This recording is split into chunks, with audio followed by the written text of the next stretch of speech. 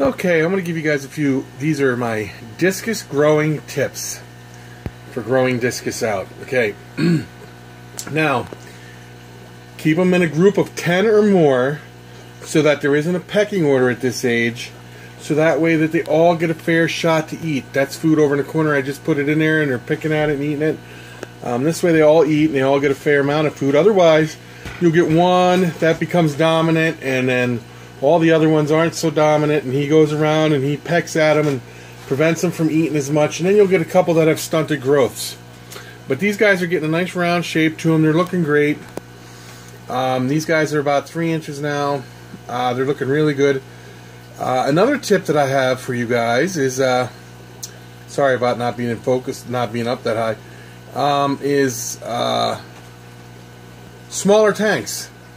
The bigger the tank, the more they swim, the more energy they burn off, the slower they grow.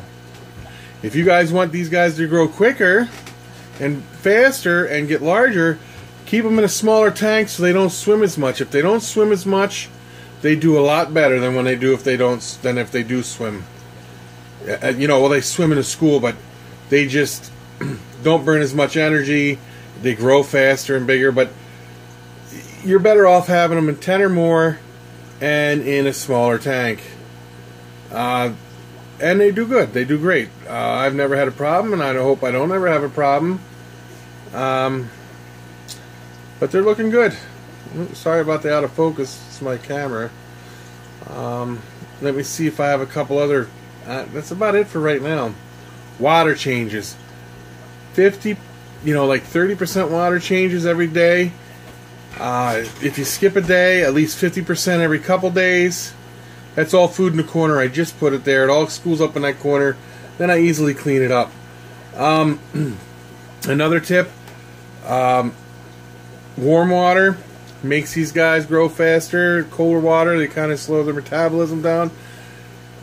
But yeah, just keep the water warm. Water changes. And lots of food. You got to feed them at least several times a day.